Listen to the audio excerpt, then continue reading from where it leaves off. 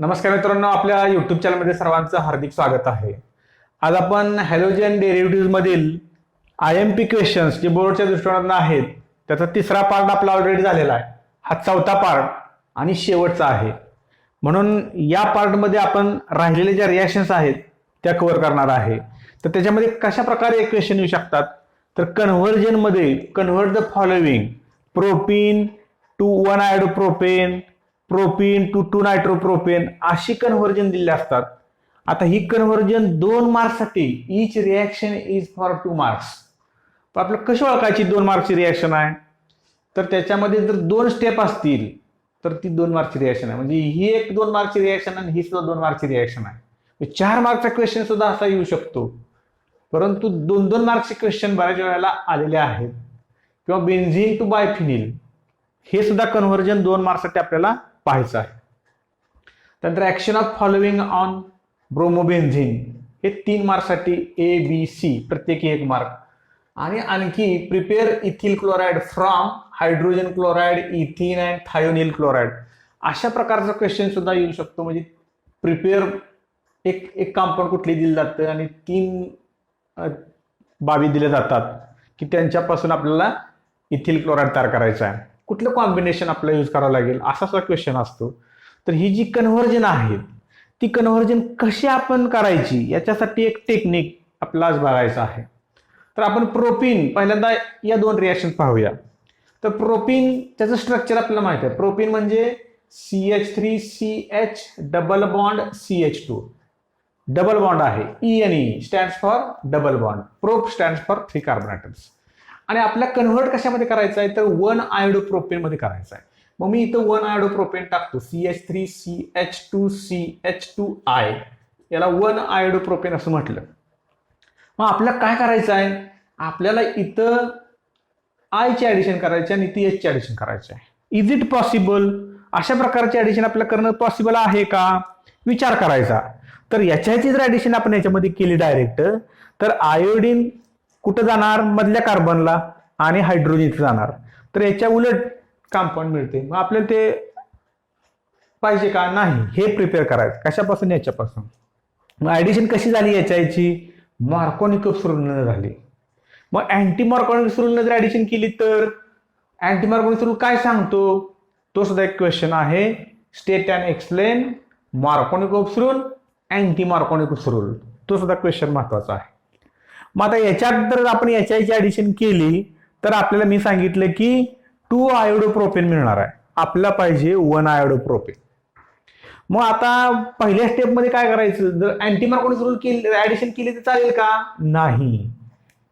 Because anti Markovnikov's rule is applicable only for HBr in presence of peroxide.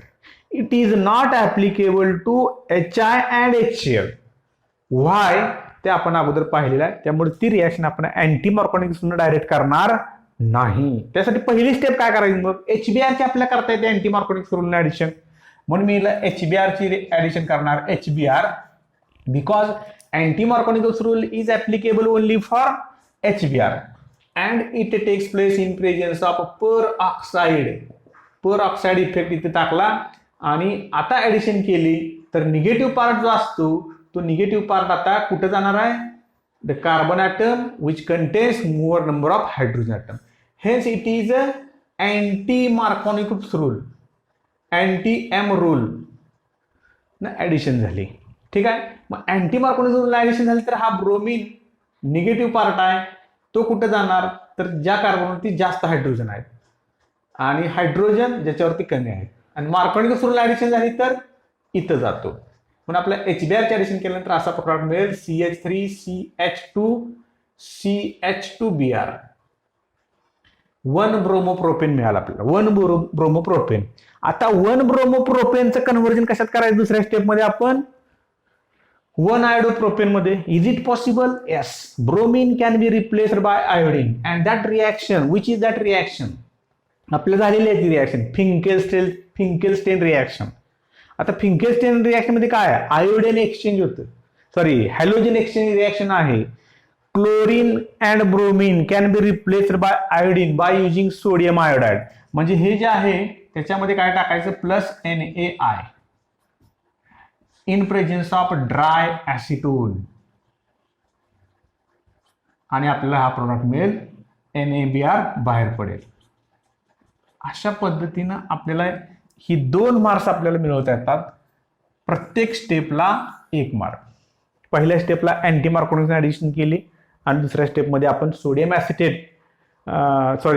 Iodide बरोबर reaction करून methyl 1 iodo propane तयार केलं. त्यानंतर 2 नंबरची 1 नायट्रोप्रोपेन करायचं आहे. प्रोपीन पासून परत 1 नायट्रोप्रोपेन करायचं आहे. आता प्रोपीन हेच आहे, त्याच्यापासून 2 नायट्रोप्रोपेन करायचं आहे. 2 नायट्रोप्रोपेन. मग आता 2 नायट्रोप्रोपेनचं स्ट्रक्चर कसं असतं ते आपण इथे घेऊया. CH3CHNO2CH3 म्हणजे दुसऱ्या कार्बनवरती काय आहे, NO2 आहे. हे 2 नायट्रोप्रोपेन आहे. मग आपल्याला काय करायचं आहे, इथे NO2 टाकायचा आहे आणि इथे H टाकायचं आहे. मग आता अशी कुठली रिॲक्शन आहे का की बाबा HNO2 ची ऍडिशन डायरेक्ट करता येते आपल्याला? तर अशी कुठलीही रिॲक्शन नाही की HNO2 ची डायरेक्ट ऍडिशन होणार आहे. आपण कुठल्याच रिॲक्शनमध्ये HNO2 ची ऍडिशन डायरेक्ट केलेली नाही. मग नेमकं काय करायला पाहिजे विचार करा. तर त्यासाठी परत आपल्याला एक रिॲक्शन करायला लागणार आहे, HBr बरोबर रिॲक्शन करायची. पण आता ही मार्कोनिक रूलनं करायची. आता HBr बरोबर रिॲक्शन जर केली मार्कोनिक रूलनं, M rule, addition takes place according to M rule, तर आपल्याला पहिला प्रोडक्ट मिळेल CH3CHBr आता आपल्याला ह्याला रिप्लेस करायचं आहे, ब्रोमिनला NO2 ने रिप्लेस करायचं. ही ऍडिशन कशी झाली, मार्कोनिक रूलनं ऍडिशन झाली. ती कशी झाली, अँटी मार्कोनिक रूलनं झाली. आता याचं कन्व्हर्जन याच्यामध्ये करायचं आहे, तर ब्रोमिनला NO2 ने रिप्लेस करता येतं आपल्याला. ही रिॲक्शन आपल्याला नायट्रोजन कंटेनिंग कंपाऊंड मध्ये झालेली आहे. तर AgNO2 बरोबर रिॲक्शन करायचं. Bye treatment with AgNO2 this product will be form. AgBr बाहेर पडेल, CH3CHNO2CH3. अशा पद्धतीने ही पहिली स्टेप आणि दुसरी step, each step will have 1 mark. तर या 2 रिॲक्शन प्रोपीन पासून होत्या, म्हणून मी एक पलीकडे तशी लिहिली आणि एक अशी लिहिली. तर या रिॲक्शनला 2 मार्क आहेत, या रिॲक्शनला 2 मार्क आहेत. तर कन्व्हर्जन आपल्याला लक्षात आलं पाहिजे की डायरेक्ट आहे का, नाही, हे इनडायरेक्ट कन्व्हर्जन आहे. पहिल्यांदा आपल्याला काय करावं लागेल, कुठला रिएजन वापरावं लागेल हे आपल्याला लक्षात येणं गरजेचं आहे. हा बुद्धिमत्ता चाचणीचा भाग आहे. तर आपल्याला काय ऍडिशन करायची होती आणि कशा पद्धतीनं आपण ती कॅरी केली. त्यानंतर बेन्झीन टू बायफिनिल, हे एक आपण बेन्झीन टू बायफिनिल,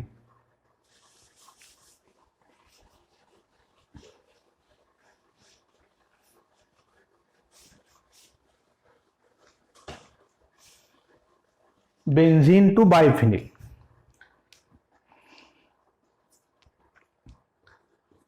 आहे, तसा ठेवतो क्वेश्चन मी.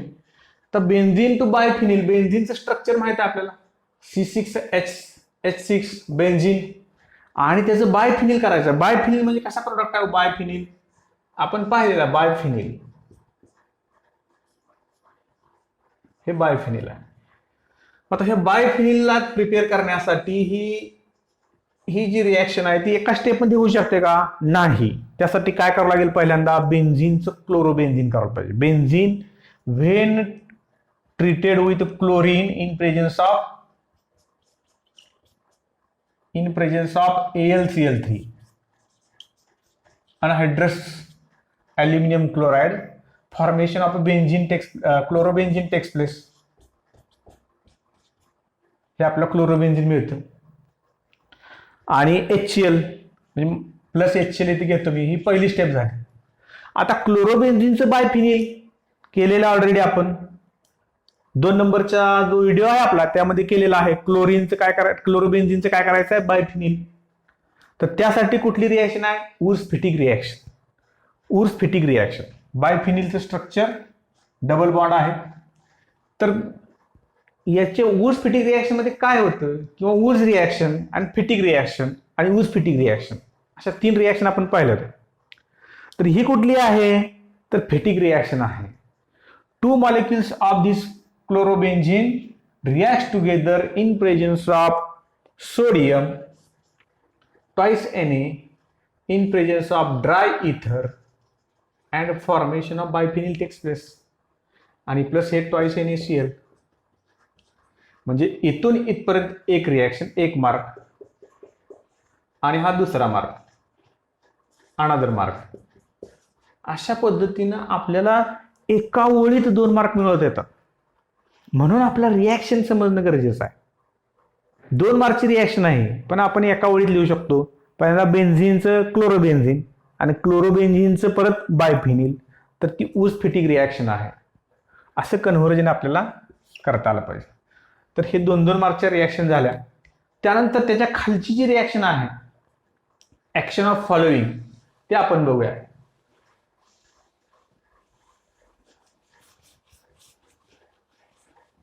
हा वरचा क्वेश्चन मी आता पुसून टाकला. Action of following on bromobenzene. तर ब्रोमोबेन्झिन त्याचं स्ट्रक्चर आपल्याला माहित पाहिजे, म्हणून इथं परत ब्रोमोबेन्झिन काढतो. This is a ब्रोमोबेन्झिन.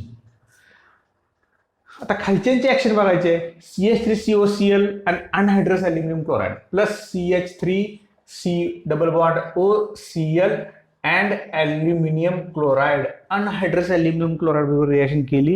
हे फ्रिडल क्राफ्ट असायलेशन रिॲक्शन आहे. It is a Friedel Crafts acylation reaction. आणि आपल्याला ह्या ब्रोमिनचा इफेक्ट बघायचा आहे. What is the effect of bromine for the electrophilic substitution reaction. आता हे जर बेन्झिन असतं तर डायरेक्ट असायलेशन झाला असतं, परंतु ब्रोमिन अगोदर ऑलरेडी प्रेझेंट आहे, आणि त्यामुळे आपल्याला हा ब्रोमिन ठरवणार आहे की येणारा ग्रुप कुठे येणार, कुठल्या पोझिशनला येणार. This is the ortho position, meta and para. If electron releasing groups are present, the substitution occurs at ortho and para position and the para product is measured due to steric hindrance. हे आपण एक वाक्य लक्षातच ठेवायचं आहे. When electron withdrawing group is present, electrophilic substitution takes place at meta position. मग हा bromine कुठल्या प्रकारचा इफेक्ट देतो, तर ब्रोमिन हा +R पॉझिटिव्ह रेझोनन्स इफेक्ट देतो आणि निगेटिव्ह इंडक्टिव्ह इफेक्ट देतो. आणि त्या निगेटिव्ह इंडक्टिव्ह इफेक्टमुळे काय होतं, -I मुळे ह्याची रिॲक्टिव्हिटी कमी होते बेन्झिनपेक्षा. But due to resonance effect, electron density at ortho and para position increases, and as a result of this substitution occurs at ortho and para position. म्हणून आपल्याला इथे एक सबस्टिट्यूशन टाकायचा आहे, हा COCH3 ग्रुप, आणि इथे इथं टाकायचा आहे. हेन्स 2 मॉलिक्युल्स आपल्याला घ्यावं लागतील.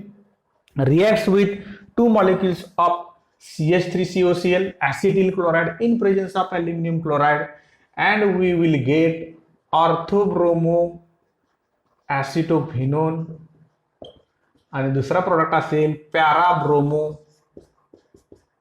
ॲसिटोफेनोन. अशा पद्धतीचे हे 2 कंपाऊंड आपल्याला मिळतील. तर ही रिॲक्शन 1 मार्कसाठी आहे. त्यानंतर फ्युमिंग H2SO4 बरोबर रिॲक्शन केली याची. Bromobenzene on treatment with fuming H2SO4, that is oleum किंवा कॉन्सन्ट्रेटेड H2SO4 असं म्हणूया आपण. When heated it will give again 2 compounds,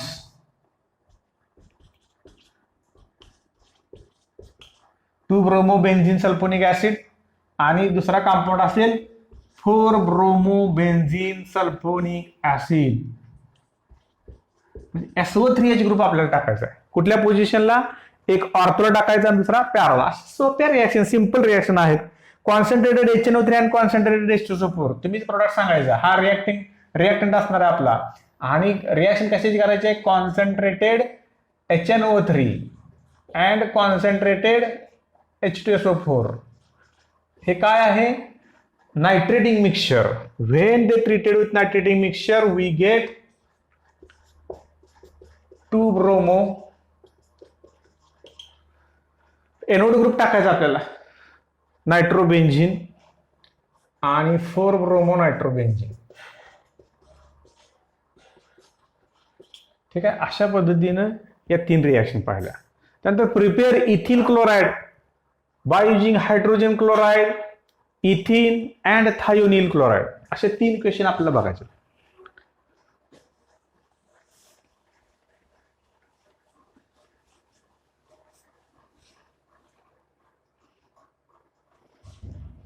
आता इथिल क्लोराईडचं प्रिपरेशन म्हणजे प्रॉडक्ट आपला काय, इथिल क्लोराईड CH3CH2Cl, ते कशापासून करायचं, हायड्रोजन क्लोराईड. हायड्रोजन क्लोराईड पासून डायरेक्ट करता येईल का आपल्याला, तर हा आपल्याला रिएजंट आहे आणि सबस्ट्रेट बघायचा आहे कोण आहे तो, की जो सबस्ट्रेट हे कंपाऊंड आपल्याला देऊ शकतं. तर असा कुठला कुठला सबस्ट्रेट आहे की हे कंपाऊंड आपल्याला मिळू शकतं. तर इथिन पासून मिळू शकतं, डायरेक्ट HCl ची ऍडिशन केली तरी मिळू शकतं. परंतु इथिन बी मध्ये दिलेला आहे म्हणून सेम रिएक्शन नसणार तरी सुद्धा चालते, ती रिएक्शन घेतली चालते इथिन प्लस HCl. परंतु आपली तर अल्कोहोल जर घेतलं म्हणजे ethyl alcohol plus concentrated HCl in presence of anhydrated Cl2 will get CH3CH2Cl. Lucas reagent त्याला आपण म्हटलो, Lucas reagent, anhydrous ZnCl2 concentrated HCl आणि इथं आपल्याला घ्यायचा आहे CH3CH2OH. मी उलटा आपल्याला जायचा, हा OH रिप्लेस करणार आहे Cl न आणि H2O बाहेर पडणार आहे. ठीक आहे, अशा पद्धतीची ही एक रिॲक्शन आहे. त्यानंतर दुसरी इथिन पासून आहे. तर इथिन पासून CH2 double bond CH2 plus HCl, मी आता सांगितलं डायरेक्ट HCl ची ऍडिशन करा. इथं मार्कोनिक उपसोल अँटी मार्कोनिक उपसोल विचार करायची गरज नाही. कारण काय, तर हा कार्बन कार्बन डबल बॉन्ड आणि त्याच्यावरती same number of hydrogen atom symmetrical alkene आहे. डायरेक्ट तुम्ही लिहू शकता CH3CH2Cl. हे इथिन आहे, इथिल क्लोराईड. आपल्याला तेच पाहिजे, ethyl chloride from ethyl, ethyl chloride from hydrogen chloride. आणि आता आपल्या थायोनिल क्लोराईडच्या सहाय्याने म्हणजेच काय, रिएजंट पुन्हा दिला SOCl2 हीट. आपलं माहित आहे SOCl2 जर रिएजंट असेल तर आपलं जे स्टार्टिंग मटेरियल असतं ते अल्कोहोल आहे, CH3CH2Cl plus SO2 plus HCl, अशी ही रिॲक्शन आपल्याला माहित आहे. तर ह्या 3 रिॲक्शन इथे विचारलेल्या आहेत. आणि आणखी एक क्वेश्चन 4 मार्क्ससाठी जर ही रिॲक्शन विचारली तर which of the following method will be suitable for the preparation of ethyl chloride. आता सगळ्यात सुटेबल मेथड कुठली असेल, तर कुठली असेल मेथड, तर preparation of ethyl chloride by using SOCl2 is the suitable method for the preparation of alkyl chloride, that is ethyl chloride.